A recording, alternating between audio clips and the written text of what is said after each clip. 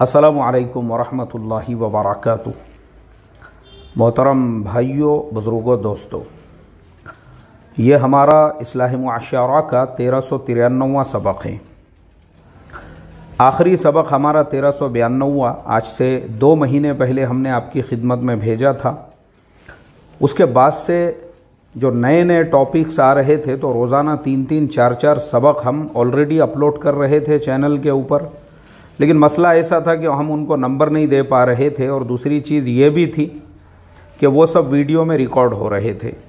बहुत सारे लोगों के तकाज़े, ख़ास तौर पे साउथ अफ्रीका के अंदर जो इस्लाह मुआशरा के हज़ारों मेंबर है, उनकी तरफ से मुझे बार बार ये मैसेजेस किए जा रहे थे कि मुफ्ती साहब, हमारे मुल्क में इंटरनेट का थोड़ा सा प्रॉब्लम है। बहुत सारे लोग जो देहातों वगैरह में या दीगर इलाक़ों में रहते थे, उन्होंने कहा कि ऑडियो में ये सबक आता है ना, तो सहूलत ये होती है हम लोग इसको डाउनलोड कर लेते हैं, फिर आराम से इत्मीनान से सुन सकते हैं। ऐसे ही मुझे हमारे दीगर मुल्कों से भी, अभी जैसे कतर से हमारे एक शागिर्द है, उन्होंने मुझे ये मैसेज किया, बोले मुफ्ती साहब, मुझे कार चलाते चलाते जो है सहूलत और आसानी रहती है अगर आप ऑडियो की शक्ल में ही वो पुराने अज़बाक़ का सिलसिला शुरू कर दे। मैंने अल्लाह तबारक व तआला से दुआ की, मैंने कहा, आए अल्लाह मेरे वक्त में बरकत अता फरमा ताकि दोबारा हम वो ऑडियो वाला सिलसिला शुरू कर सके जिसके सुनने में लोगों को सहूलत होती है, आसानी होती है। बहरहाल देखो, आज तो मैंने सिलसिला शुरू कर दिया दोबारा से 1393वां सबक जो है आप लोगों की खिदमत में भेज रहा हूँ। इसी के साथ में एक रिक्वेस्ट ये भी करूँगा, आप लोग मेरे लिए खुसूसन अल्लाह ताला से दुआ फरमाएँ, अल्लाह मेरे औकात में बरकत अता फ़रमाए ताकि हमारी ये ऑडियो सबक का सिलसिला भी चलता रहे। और जैसे आप लोग जो है सालों से मेरे साथ में जुड़े हुए हैं ऑडियो वाले, तो उन लोगों को जो है दोबारा से इस सिलसिले से कनेक्टिविटी मिल जाए और दोबारा से हमारे अज़बाक़ जो है आप लोगों की खिदमत में पहुंचते रहे। क्योंकि बहुत से लोग ऐसे भी हैं जिनके पास पहले सबक से लेके आज तक के पूरे अज़बाक़ की ऑडियो रिकॉर्डिंग मौजूद है। बहुत सारे लोग मुझे मैसेजेस करते रहते हैं। बहरहाल अल्लाह तबारक व तआला आप तमाम लोगों की मोहब्बत को बेइंतहा कबूल फ़रमाए। ये आपका लगाव है जो आप मुझे बार बार इस चीज़ की फ़िक्र दिलाते हैं कि ऑडियो की शक्ल में भी सबक भेजो, क्योंकि हम ऑडियो की शक्ल वाले अज़बाक़ से ही जुड़े हुए हैं। ये इस बात की अलामत और निशानी है कि अल्हम्दुलिल्लाह आप कितने एहतमाम और पाबंदी से हमारे अज़बाक़ सुनते हैं। चलिए, तो अब हम आते हैं आज के हमारे उन्वान पर, आज के हमारे टॉपिक पे। देखो, असल जो मसला है वो ये, जो हालात मालेगांव में, अमरावती में, नांदेड़ में और महाराष्ट्र के दीगर अज़ला के अंदर ये जो पिछले जुमा को यानी 12 नवंबर 2021 को जो बंद मनाया गया और उसकी वजह से हालात जो कशीदा हुए हैं, असल देखो मोहतरम दोस्तों, मुसलमानों का सबसे बड़ा प्रॉब्लम है शुऊर का, समझ का और फ़हम का। हमारी कौम समझती नहीं है, ना हम बातिल की साजिशों को समझते हैं और ना ही बातिल की साजिशों को कैसे काटना है, बातिल को बातिल की ज़ुबान में कैसे जवाब देना है। हमारे अंदर वो फिरासत ही नहीं है। त्रिपुरा के अंदर जो हालात की ख़बरें हम लोगों तक पहुंची, हमने इस पर गौर व फिक्र करना चाहिए था कि भाई हम उन हालात का सद्देबाब कैसे कर सकते हैं। जो हालात त्रिपुरा के अंदर पैदा हुए, हम उसका हल कैसे निकाल सकते हैं, हम ऑफिशियल लेवल पे उसके लिए क्या कर सकते हैं। वो छोड़कर जोशीले और जज्बाती कुछ लोगों ने ऐलान कर दिए और उनके साथ बहुत सारे संगठन, बहुत सारी संस्थाएं एक साथ में हो गई और कहा कि हम 12 तारीख को बंद मनाएंगे। और वो 12 तारीख के बंद के लिए अब कौम जोश में, कौम जज्बात के अंदर, हम समझते ही नहीं हैं। मैं बता रहा हूँ, हमारे पास सबसे बड़ी कमी है शुऊर की, फिरासत की। हम ये सोचते ही नहीं हैं कि भाई हम इस मुल्क के अंदर अक़लियत में हैं। एक बात याद रखो, ये बात मुसलमानों ने अपने दिलो दिमाग में बिठा लेनी चाहिए कि मुसलमान जो है भारत के अंदर अक़लियत में हैं। आप इस मुल्क में मान लो अगर आपकी आबादी 20% भी है और पूरे के पूरे 20% एक प्लेटफॉर्म पे भी आ जाए, तो जो 80% हमारे बिरादरान वतन और दूसरे समाज के लोग हैं, आप कुछ भी नहीं कर सकते उनके मुकाबले में। आपने अल्लाह का शुक्र अदा करना चाहिए कि भारत जैसे मुल्क के अंदर आपको बराबरी का हक़ मिला हुआ है। कॉन्स्टिट्यूशन और संविधान के अंदर आपको बराबरी का हक मिला है। भारत के आर्टिकल नंबर 15 ने आपको पूरी के पूरी आज़ादी दी हुई है। रंग भेद नस्ल के एतबार से, अपने मजहबी प्रैक्टिसेस के ऊपर अमल करने के एतबार से आर्टिकल नंबर 25 ने आपको इस बात का फ्रीडम और राइट दिया हुआ है कि आप अपने मजहब की तबलीग भी इस मुल्क के अंदर कर सकते हो। इससे बढ़ के आपको क्या चाहिए?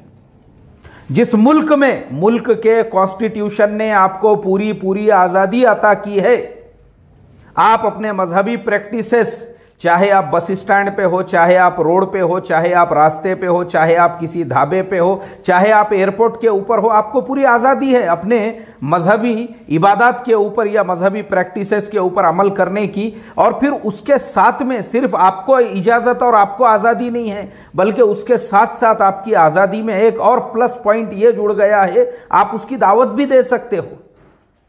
इससे बढ़ के आपको क्या चाहिए? उसके बावजूद अगर मुसलमान इस चीज़ को न समझते हुए मुसलमान इस तरीके के इक़दाम करे और मुसलमान ये सोचे कि हम टक्कर लेंगे और मुकाबला करेंगे और हम ऐसा करेंगे जैसे नांदेड़ के अंदर हुआ। मुझे बताओ तुम्हारी आबादी कितनी है और तुमको इतना भी फहम और फिरासत नहीं है। जगह जगह पे सीसीटीवी कैमरे लगे हुए हैं और पूरा क्या पूरा जो सिस्टम है, आप अगर कोई ऐसा अमल करते हो इसका मतलब आप सिस्टम से टक्कर ले रहे हो। अब कार के ऊपर पत्थर फेंके जा रहे हैं, वो वीडियो पूरी दुनिया में वायरल हो गया। जो लोग मोर्चा और आंदोलन लेके चल रहे हैं, अब क्या हुआ? जब सीसीटीवी कैमरे के ज़रिए से वो सारी बातें पुलिस और डिपार्टमेंट के पास में पहुंच गई, उन्होंने 300 लोगों के ऊपर केस दर्ज कर लिया। उसमें से अभी तक तकरीबन 50 की गिरफ्तारी अमल में आ चुकी है। कोर्ट ने जो है उनको पुलिस कस्टडी के अंदर भी भेज दिया हुआ है और बाकी 300 की को जो पकड़ना है। तो मैं वहाँ के एसपी साहब का इंटरव्यू देख रहा था, उन्होंने कहा हमने टीमें बना के भेजे हैं, ये कहीं पे भी छुटकारा नहीं पा सकते। अरे ताकत है भाई उनके पास, तुम्हारे पास में क्या है? बताओ मुझे, मेरा सवाल है आप लोगों से। अरे कायकू करने का भाई, ऐसी हरकतें तुमको जोश में लाके, जज्बात में लाके ये भड़काने वाले, एक बात याद रखो, ये वो लोग हैं जिनको अपनी पॉलिटिकल दुकानें चमकाने की है, या फिर इनमें से कुछ वो है जिनको अपनी मजहबी दुकानें चमकाने की है। बस मजहब के नाम पे मसनदों पे बैठे हुए, मजहब के नाम पे मिंबरों पे बैठ के भड़काऊ बयान देने वाले, इनको बड़ा बनने का है, बड़ा कंड है इनको, बहुत कंड, बड़ा बनने का कंड है इनको। मुसलमानों का हमदर्द, मुसलमानों का रहबर और कौम व मिल्लत के हमदर्द के अलकाब चाहिए इनको। ये भुक्के हैं साले, इनको अलकाब चाहिए, अलकाब इनको मुफक्किर मिल्लत के अलकाब चाहिए, इनको मुफक्किर कौम के अलकाब चाहिए। इसके लिए ये तुम्हारे जनाजे निकालेंगे, जनाजे, और तुम्हारी मैयतों और नाशों के ऊपर अपने इन अलकाब के झंडे लहराएंगे, क्योंकि इनको अलकाब चाहिए। ये कुत्तों को ये अलकाब के भूखे है, ये नामों के भूखे है, ये इनको बड़ा बनने का कंड है इनको। और देखो आप, फिर नांदेड़ में 300, उसके बाद में मैं मालेगांव की खबर देख रहा हूं तो पता चला कि मालेगांव के अंदर 2500 मुसलमानों के ऊपर जो पुलिस की गाड़ियों पे जिन्होंने पथराव किया था। शर्म की बात है, शर्म की बात, जो वहाँ की एसपी साहिबा है वो एक फीमेल है, वो एक औरत है, उनके ऊपर अटैक किया गया। अरे शर्म और हया की बात है। प्रॉब्लम मुसलमानों का यह है, मुसलमान जिन शहरों में रहते हैं और वहाँ अगर मुसलमानों की आबादी ज़्यादा है, इनको लगता है बस पूरे देश में ऐसा ही माहौल है, बस हमारे शहर में हमारी चल रही है, इसका मतलब पूरे देश में हम अपनी चलाएंगे, अब जो हमारे मन में आता है हम करेंगे। अरे अफसोस की बात है, हम गरीब कौम है। मैं हमेशा बोलता हूं, मुझे बताओ वो 2500 लोग जिन पे केस दर्ज हो चुका है और 60 से 70 की गिरफ्तारी अमल में आ चुकी है और बहुत सारों की धरपकड़ चालू है, पुलिस के पास में तो पूरा पावर है। अभी मुझे रात में ही सोलापुर से हमारे एक दोस्त का फ़ोन आया, वो मुझे कहने लगे, बोले मुफ्ती साहब आपने जो नांदेड़ के हालात पे वीडियो डाले हैं, मैं इस बात का गवाह हूँ। आज से 1 साल पहले सोलापुर में भी ऐसे ही हालात पैदा हुए थे। पुलिस वालों ने दरवाजे तोड़ के घरों में से खींच के निकाल के लेकर गए। 2-2, 3-3 साल तक उन लोगों के ऊपर जो है मुकदमात चल रहे हैं और उसके अलावा बहुत सारों के कारोबार ठप हो चुके हैं। बहुत सारे, उन्होंने एक मिसाल दी है, बोले मेरा एक दोस्त जिसने 10 लाख रुपये लगा के कारोबार कारोबार शुरू किया था, सारा कारोबार बंद हो गया है। आज वो 200-300 रुपये की मजदूरी के ऊपर दूसरों के पास काम कर रहा है। ये प्रॉब्लम है हमारा।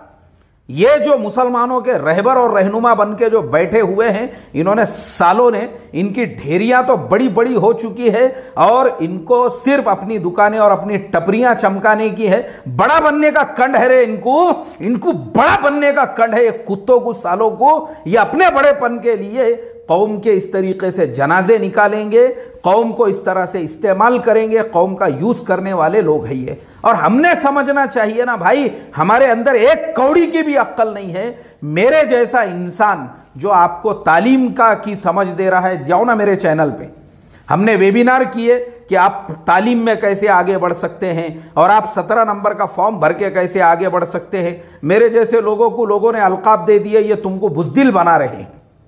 बनो, बहादुर बनो, बहादुर बनो और बहादुर बन के जो पुलिस का डंडा है अपने पिछवाड़े में घुसेड़ के लो, वो बनो तुम। तुम्हारी बहादुरी तुम्हारा इलाज करती है पुलिस, अपना डांडू घुसेड़ के तुम्हारे पिछवाड़े के अंदर, फिर पता चलता है तुमको बहादुरी का क्या तुमको इनाम मिलता है बोल के।